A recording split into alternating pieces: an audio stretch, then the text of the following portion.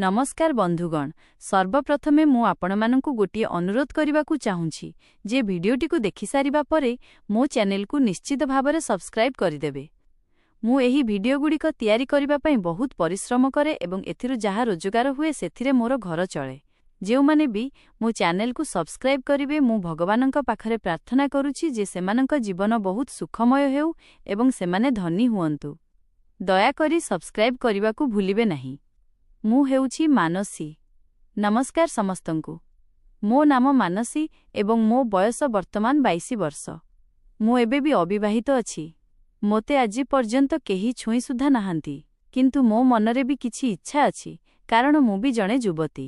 जदि आपण माने मो सहित कथा हेबाकू चाहुछंती तेबे पूरा कहानीटिकू सुनंतु कारण मो नंबर एही कहानी भितरे ही लुचि रहिछि। शरीर रे एमिति एक शोष जहा सबुबेले लागी रही थाए एवं केबे भी शांत हुए नाही।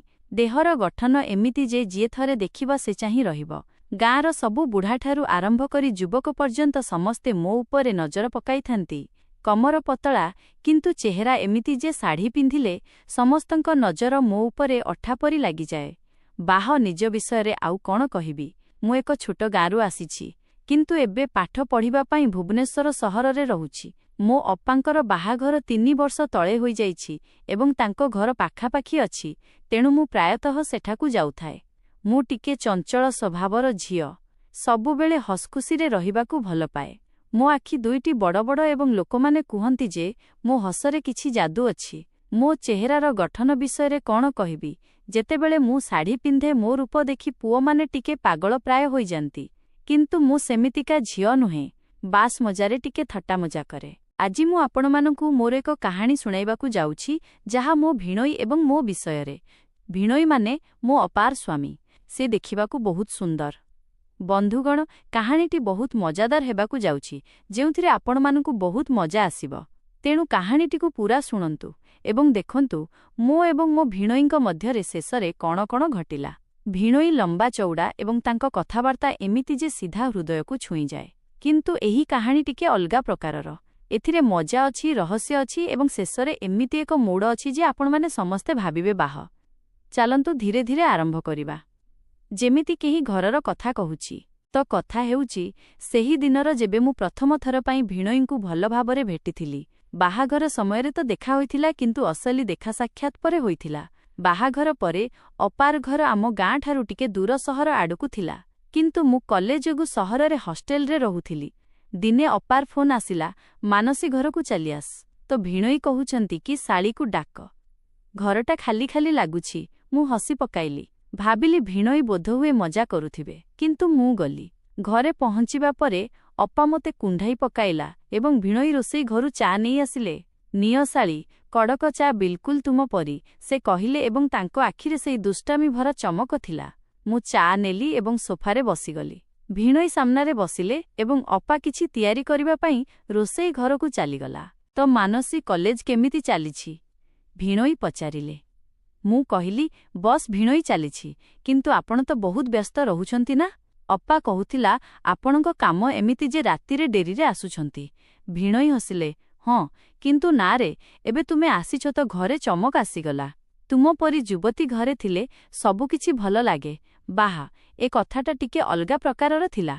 मु भाबुथिली भिणोई कोन कहउछंती युवती, किंतु मु एहाकू मजारे नेली। भिणोई आपण बिना अप्पा सुनिले कोन कहिबो। से कहिले, आरे अप्पा तो जाने जे साली हेउची अधा घरवाली। मु लाजेई गली किंतु मने मने भाबुथिली जे तो आरंभरु ही मजा देउछंती। एबे देखंतु आगकू कोन हेउची। अप्पा आसिला एवं आमे तिनिहे मिसी खाइलु। रातिरे मु अप्पा सहित सोइली, किंतु भिणोईंकर सेही मुरुकी हस मोर मने पडुथिला। परदिन सकाळे उठिली तो देखिली भिणोई जिमरु फेरुछंती, झाଳରେ पूरा भिजी जाइछंती। गुड मॉर्निंग साली, से कहिले एवं मु देखिली तांको टी शर्ट शरीर सहित लागि रहिथिला। मु कहिली भिणोई आपण तो रोज व्यायाम करूछंती, एते सुंदर बॉडीर रहस्य कोन? से हसिले, आरे तुम परी जवान रहिबा पई तुमे भी चेष्टा कर ना मो सहित, फेर अलगा किछि ट्राए करिबा। किंतु मु कहिली ठीक अछि, भिणोई काली ठारु आसीबी। अप्पा हसुथिला। मानसी, भिणोई तोते सिखाई देबे। सेदिन आमे जळखिया खाइलु एवं भिणोई मते निज काररे कॉलेज छाड़ी देबा पई कहिले। रास्तारे भिणोई कहिले, मानसी तो अप्पा कुहे तू बहुत चालाक, କିନ୍ତୁ ମୋତେ ଲାଗୁଛି ତ ହସରେ କିଛି ଖାସ୍ ଅଛି ଯାହା ମଣିଷକୁ ପାଗଳ କରିଦେବ। ମୁଁ କହିଲି, ଭିଣୋଇ ଆପଣ ବି ନାହିଁ ଏମିତି କୁହନ୍ତୁ ନାହିଁ। ମୁଁ ତ ବାସ ସାଧାରଣ ଝିଅ। କିନ୍ତୁ ମନେ ମନେ ଭାବୁଥିଲି କ'ଣ ଭିଣୋଇ ଲାଇନ୍ ମାରୁଛନ୍ତି। କାରରେ ଆମେ କଥା ହେଉଥିଲୁ। ସେ ନିଜ ଚାକିରି ବିଷୟରେ କହିଲେ, କିପରି ସେ ମାର୍କେଟିଂରେ ଅଛନ୍ତି ଏବଂ ଗ୍ରାହକମାନଙ୍କ ସହିତ କଥା ହୁଅନ୍ତି। ବେଳେବେଳେ ଗ୍ରାହକମାନେ ଏତେ ଦାବି କରନ୍ତି ଯେ ମୁଁ ଥକିଯାଏ, ସେ କହିଲେ। ମୁଁ ମଜାରେ କହିଲି, ତ ଭିଣୋଇ ମୁଁ ଆପଣଙ୍କ ଥକାପଣ ଦୂର କରିଦେବି କି? ସେ ଚମକି ପଡ଼ିଲେ, ଫେର୍ ହସିଲେ। କେମିତି? ମୁଁ କହିଲି, ଆରେ ଚା ବନାଇ କିମ୍ବା ମାଲିସ କରି। କିନ୍ତୁ ମାଲିସ କଥା କହିବା ମାତ୍ରେ ମୁଁ ଭାବିଲି, ଏହାର ତ ଅଲଗା ମାନେ ହୋଇଗଲା। ଭିଣୋଇ କହିଲେ, ବାହ ଶାଳୀ ତୁମେ ତ ବହୁତ ଯତ୍ନ ନେଉଛ, ଆରଥର ନିଶ୍ଚୟ ଚେଷ୍ଟା କରିବା। କଲେଜ ପହଞ୍ଚି ମୁଁ ଓହ୍ଲାଇଲି, କିନ୍ତୁ ମନରେ ସେହି କଥା ଘୁରୁଥିଲା। ସନ୍ଧ୍ୟାରେ ଫେରିଲି ତ ଅପା କହିଲା, ଭିଣୋଇ ତୋତେ ବହୁତ ପସନ୍ଦ କରନ୍ତି ମାନସୀ, କହୁଥିଲେ କି ତୁ ଘରର ରୌନକ। ମୁଁ ମୁରୁକି ହସିଲି, କିନ୍ତୁ ଭାବୁଥିଲି କି କ'ଣ କିଛି ହେବାକୁ ଯାଉଛି। ତାପରେ ସେ ସପ୍ତାହଟି ଏମିତି ଚାଲିଲା ଯେ ମୁଁ ପ୍ରତିଦିନ ଭିଣୋଇଙ୍କ ସହିତ କିଛି ସମୟ ବିତାଇବାକୁ ଲାଗିଲି।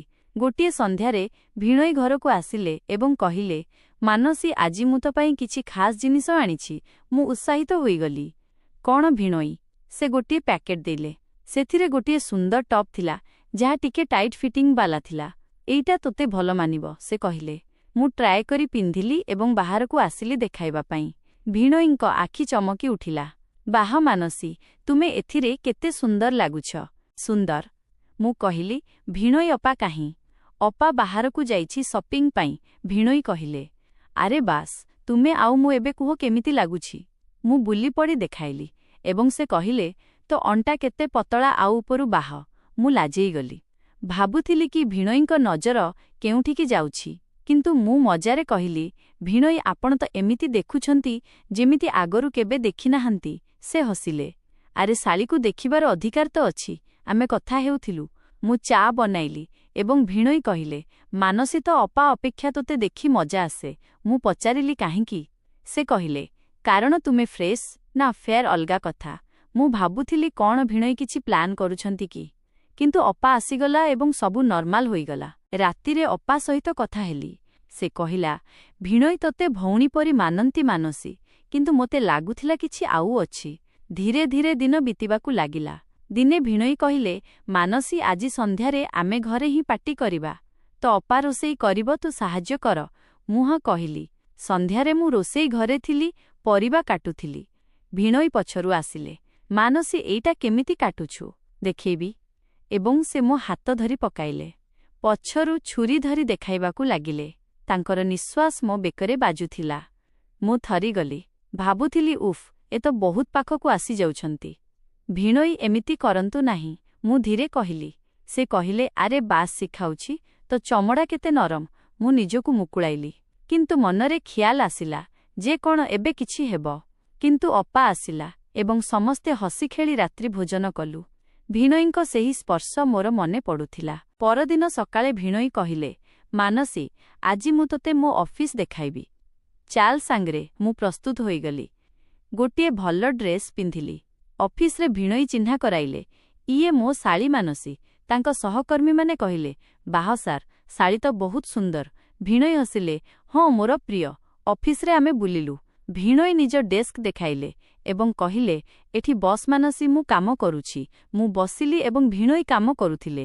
ମଝିରେ ମଝିରେ କହିଲେ, ତୁମ ଉପସ୍ଥିତିରେ କାମ କରିବାକୁ ମଜା ଆସୁଛି, ଯେମିତି କିଛି ଖାସ୍ ଶକ୍ତି ମିଳୁଛି। ମୁଁ କହିଲି, ଭିଣୋଇ ଆପଣ ତ ରୋମାଣ୍ଟିକ୍ କଥା କହୁଛନ୍ତି। ସେ କହିଲେ, ଆରେ ଶାଳୀ ସହିତ ରୋମାନ୍ସ ତ ବନେ।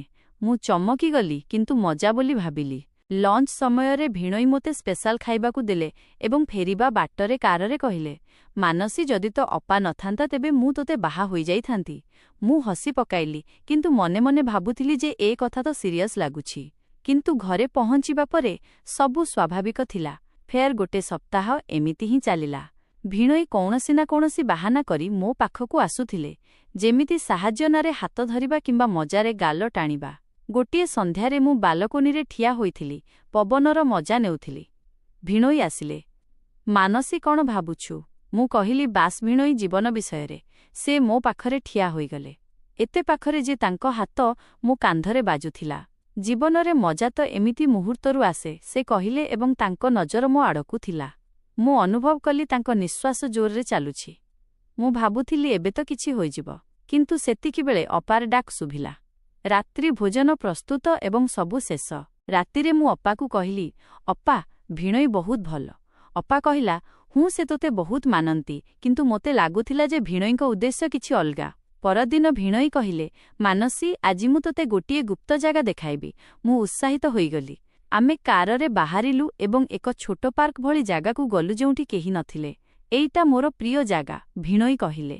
ଆମେ ବସିଲୁ ଏବଂ କଥା ହେବାକୁ ଲାଗିଲୁ। ଭିଣୋଇ କହିଲେ, ମାନସୀ, ତ ଅପା ସହିତ ମୁଁ ଖୁସି ଅଛି, କିନ୍ତୁ ତ ଭିତରେ କିଛି ଅଲଗା ଅଛି ଯାହା ମୋତେ ଆକର୍ଷିତ କରୁଛି। ମୁଁ କହିଲି, ଭିଣୋଇ, ଏମିତି କୁହନ୍ତୁ ନାହିଁ। କିନ୍ତୁ ସେ କହିଲେ, ସତ କଥା। ତୋ ଚେହେରା, ତୋ ହସ୍ ସବୁ ପରଫେକ୍ଟ। ମୁଁ ଥରୁଥିଲି। ଭାବୁଥିଲି ଏବେ ସେ ହାତ ବଢ଼ାଇବେ, କିନ୍ତୁ ସେ କେବଳ ମୋ ହାତ ଧରିଲେ ଏବଂ କହିଲେ, ତୁ ମୋର ବେଷ୍ଟ ଫ୍ରେଣ୍ଡ ବନିଯା। ମୁଁ ଆଶ୍ୱସ୍ତିର ନିଶ୍ୱାସ ମାରିଲି, କିନ୍ତୁ ରହସ୍ୟ ରହିଲା। ଧୀରେ ଧୀରେ ମାସ ବିତିବାକୁ ଲାଗିଲା। ମୁଁ ଏବେ ଅପା ଘରେ ବେଶୀ ରହିବାକୁ ଲାଗିଲି। ଭିଣୋଇଙ୍କ କଥା ଆହୁରି ଅଧିକ ଦ୍ବ୍ୟର୍ଥବୋଧକ ହେବାକୁ ଲାଗିଲା। ଯେମିତି ଦିନେ ମୁଁ ଯୋଗ କରୁଥିଲି ଘରେ। ଭିଣୋଇ ଆସିଲେ ଏବଂ କହିଲେ, ମାନସୀ, ତୋର ଅଙ୍ଗଭଙ୍ଗୀ କେତେ ନମନୀୟ। ମୁଁ ବି ଚେଷ୍ଟା କରେ। ମୁଁ କହିଲି, ଭିଣୋଇ, ଆପଣ କରନ୍ତୁ। ସେ ମୋ ପାଖକୁ ଆସିଲେ ଏବଂ ମୋ ଆସନକୁ ନକଲ କରିବାକୁ ଲାଗିଲେ, କିନ୍ତୁ ତାଙ୍କ ହାତ ମୋ କମରରେ ବାଜିଗଲା। ଓ ସରି, ସେ କହିଲେ, କିନ୍ତୁ ତାଙ୍କ ଆଖି କହୁଥିଲା ଯେ ଏହା ଜାଣିଶୁଣି ଥିଲା। ମୁଁ କିଛି କହିଲି ନାହିଁ, କିନ୍ତୁ ମନରେ ଭାବିଲି କି କ'ଣ ଆଜି କିଛି ହେବ। କିନ୍ତୁ ଅପା ଆସିଲା ଏବଂ ଯୋଗ ସେସନ ଶେଷ। ଫେର ଦିନେ ଭିଣୋଇ ମୋତେ ଫୋନ୍ କଲେ, ମାନସୀ, ଆଜି ସନ୍ଧ୍ୟାରେ ଘରେ ଏକା ଅଛି। ତ ଅପା ବାପ ଘରକୁ ଯାଇଛି। ଆସ୍ ଫିଲ୍ମ ଦେଖିବା। ମୁଁ ଚାଲିଗଲି। ଭାବୁଥିଲି ଏବେ ତ ସୀମା ପାର ହୋଇଯିବ। ଘରେ ପହଞ୍ଚିଲି। ଭିଣୋଇ କବାଟ ଖୋଲିଲେ। କେବଳ ହାଫ୍ ପ୍ୟାଣ୍ଟରେ ଥିଲେ। ଆସ୍ ମାନସୀ, ଆରାମ କର। ଆମେ ସୋଫାରେ ବସି ରୋମାଣ୍ଟିକ ଫିଲ୍ମ ଲଗାଇଲୁ। ଫିଲ୍ମରେ ଯେତେବେଳେ ସେହି ଦୃଶ୍ୟ ଆସିଲା, ଭିଣୋଇ କହିଲେ, ମାନସୀ, ଅସଲ ଜୀବନରେ କେମିତି ଲାଗୁଥିବ? ମୁଁ କହିଲି, ଜାଣିନି ଭିଣୋଇ। ସେ ମୋ ପାଖକୁ ଆସିଲେ। ତାଙ୍କ ହାତ ମୋ ଆଣ୍ଠୁ ଉପରେ ଥିଲା। ମୁଁ ନିଶ୍ୱାସ ରୋକିଦେଲି। ଭାବୁଥିଲି ଏବେ। କିନ୍ତୁ ସେତିକିବେଳେ କଲିଂ ବେଲ୍ ବାଜିଲା। ପଡ଼ୋଶୀ ଆସିଥିଲେ କିଛି ପଚାରିବା ପାଇଁ। ଭିଣୋଇ ଗଲେ ଏବଂ ସୁଯୋଗ ହାତଛଡ଼ା ହୋଇଗଲା। ମୁଁ ଆଶ୍ୱସ୍ତ ଥିଲି, କିନ୍ତୁ ମନ ଭିତରେ ଏକ ଅଜଣା ଶିହରଣ ହେଉଥିଲା। ଏମିତି ଦିନ ଚାଲିଲା। ଭିଣୋଇଙ୍କ ପ୍ରତିଟି କଥାରେ ଅଲଗାମାନେ, ପ୍ରତିଟି ସ୍ପର୍ଶରେ ରହସ୍ୟ। ଦିନେ ମୁଁ ଗାଧୋଇ ସାରି ତଉଲିଆ ଗୁଡ଼ାଇ ହୋଇ ବାହାରିଲି ଏବଂ ଭିଣୋଇ ହଲ୍ରେ ଥିଲେ। ଓ ମାନସୀ, ତୁମେ ଏମିତି ଲାଗୁଛ ଯେମିତି କୌଣସି ମଡେଲ। ମୁଁ ଲାଜେଇଗଲି। ଭିଣୋଇ ଦେଖନ୍ତୁ ନାହିଁ। ସେ କହିଲେ, ଆରେ ଦେଖିଲେ କ'ଣ ହୁଏ, ଆଉ ଯଦି ଆହୁରି ଦେଖିବାକୁ ଚାହେଁ ତ? ମୁଁ ଦୌଡ଼ି ରୁମ୍କୁ ଗଲି, କିନ୍ତୁ ଭାବୁଥିଲି ଯେ ଯଦି ଅପା ନଥାନ୍ତା ତେବେ କ'ଣ ହୋଇଥାନ୍ତା, କିନ୍ତୁ ଅପା ସବୁବେଳେ ଠିକ୍ ସମୟରେ ଆସିଯାଏ। ଫେର ଏକ ବଡ଼ ମୁହୂର୍ତ୍ତ ଆସିଲା। ଭିଣୋଇଙ୍କ ଜନ୍ମଦିନ ଥିଲା। ମୁଁ ଅପା ସହିତ ମିଶି ସରପ୍ରାଇଜ୍ ପ୍ଲାନ୍ କଲି, କିନ୍ତୁ ଅପାକୁ ହଠାତ୍ କାମରେ ବାହାରକୁ ଯିବାକୁ ପଡ଼ିଲା। ମାନସୀ, ତୁ ଭିଣୋଇଙ୍କୁ ସରପ୍ରାଇଜ୍ ଦେ, ଅପା କହିଲା। ମୁଁ କେକ୍ ବନାଇଲି, ଘର ସଜାଇଲି। ଭିଣୋଇ ଆସିଲେ। ବାହ ମାନସୀ, ଏକା? ମୁଁ କହିଲି, ହଁ ଭିଣୋଇ, ହାପି ବର୍ଥଡେ। ଆମେ କେକ୍ କାଟିଲୁ ଏବଂ ଭିଣୋଇ କହିଲେ, ଉପହାର କ'ଣ? ମୁଁ କହିଲି, ମୁଁ ଅଛି ନା। ସେ ହସିଲେ। ତ ଆଜି ରାତି ତୋ ସହିତ ବିତାଇବି। ମୁଁ ଥରିଗଲି। ଭାବୁଥିଲି ଏବେ ଫାଇନାଲି କିଛି ହେବ। ସେ ପାଖକୁ ଆସିଲେ, ଗଳା ଲଗାଇଲେ ଏବଂ କହିଲେ, ଧନ୍ୟବାଦ ମାନସୀ। ତୁ ମୋ ଜୀବନର ସବୁଠାରୁ ଭଲ ଅଂଶ, କିନ୍ତୁ କେବଳ ଆଲିଙ୍ଗନ, ଆଉ କିଛି ନୁହେଁ। ଫେର ଆମେ ସାରା ରାତି କଥା ହେଲୁ, କିନ୍ତୁ କିଛି ହେଲା ନାହିଁ। ମାସ ମାସ ପରେ ମୁଁ ଲକ୍ଷ୍ୟ କଲି ଯେ ଭିଣୋଇଙ୍କ କଥା ବଦଳୁଛି। ଏବେ ସେ ଅଧିକ ଗମ୍ଭୀର ହୋଇଗଲେ। ଦିନେ କହିଲେ, ମାନସୀ, ମୁଁ ତୋତେ କିଛି କହିବାକୁ ଚାହୁଁଛି। ମୁଁ ଡରିଗଲି। ଭାବୁଥିଲି ଏବେ ପ୍ରପୋଜ କରିବେ, କିନ୍ତୁ ସେ କହିଲେ, ମୁଁ ଆଉ ତ ଅପା ପିଲା ପାଇଁ ଚିନ୍ତା କରୁଛୁ, କିନ୍ତୁ ମୋତେ ଡର ଲାଗୁଛି କି ମୁଁ ଭଲ ବାପା ହୋଇପାରିବି ତ? ମୁଁ ଆଶ୍ଚର୍ଯ୍ୟ ହୋଇଗଲି। ଇଏ ତ ଭଲ କଥା, ମୁଁ କହିଲି। ଭିଣୋଇ, ଆପଣ ସବୁଠୁ ଭଲ ବାପା ହେବେ। ପୁଣି କଥାବାର୍ତ୍ତା ଆରମ୍ଭ ହେଲା, କିନ୍ତୁ ଏବେ ଦ୍ବ୍ୟର୍ଥବୋଧକ କଥା କମିଗଲା। ଭିଣୋଇ ମୋତେ କ୍ୟାରିୟର ବିଷୟରେ ପରାମର୍ଶ ଦେବାକୁ ଲାଗିଲେ। ମୋ ପାଠପଢ଼ାରେ ସାହାଯ୍ୟ କଲେ। ଦିନେ ଭିଣୋଇ କହିଲେ, ମାନସୀ, ତୁ ମୋ ଶାଳୀ ନୁହେଁ, ଭଉଣୀ ପରି। କିନ୍ତୁ ଆରମ୍ଭରେ ମୁଁ ତୋତେ ପରୀକ୍ଷା କରୁଥିଲି। ମୁଁ ପଚାରିଲି, କେମିତି? ସେ କହିଲେ, ଦେଖିବାକୁ ଚାହୁଁଥିଲି ଯେ ତୁ କେମିତିକା ଝିଅ। ଅନେକ ଶାଳୀ ଭିଣୋଇ କାହାଣୀ ଶୁଣି ଡରଥିଲା, କିନ୍ତୁ ତୁ ବହୁତ ପବିତ୍ର। ମୁଁ ହସି ପକାଇଲି, କିନ୍ତୁ ମନ ଭିତରେ ବୁଝିପାରିଲି। ଶେଷରେ ସେହି ଟ୍ୱିଷ୍ଟ ଆସିଲା। ଦିନେ ଭିଣୋଇ ମୋତେ ଡାକିଲେ, ମାନସୀ, ମୁଁ ଏକ ସରପ୍ରାଇଜ୍ ପ୍ରସ୍ତୁତ କରିଛି। ଆମେ ଏକ ହଲ୍କୁ ଗଲୁ ଯେଉଁଠି ଅପା ଏବଂ ପରିବାର ଲୋକେ ଥିଲେ। ଭିଣୋଇ କହିଲେ, ମୁଁ ତୋ ପାଇଁ ଏକ ବିଜନେସ୍ ପ୍ଲାନ୍ ବନାଇଛି। ତୋର ନିଜର ଷ୍ଟାର୍ଟଅପ୍, କାରଣ ତୁ ବହୁତ ବୁଦ୍ଧିମତୀ। ମୁଁ କାନ୍ଦି ପକାଇଲି। ସେଇ ସବୁ ଥଟ୍ଟାମଜା, ସେ ଅଲଗା ବାଲା କଥା, ସବୁ ଏକ ପରୀକ୍ଷା ଥିଲା। ଭିଣୋଇ କହିଲେ, ମୁଁ ଚାହୁଁଥିଲି ତୋତେ ଶକ୍ତ କରିବାକୁ ଯେପରି ତୁ କୌଣସି ଭୁଲ ରାସ୍ତାରେ ନ ଯା। ଲୋକମାନେ ଭାବୁଥିବେ କିଛି କ'ଣ ମିସ୍ ହୋଇଗଲା, କିନ୍ତୁ ଶେଷରେ ବୁଝାପଡ଼ିବ ଯେ ଏହା ପ୍ରକୃତ ଯତ୍ନ ଥିଲା।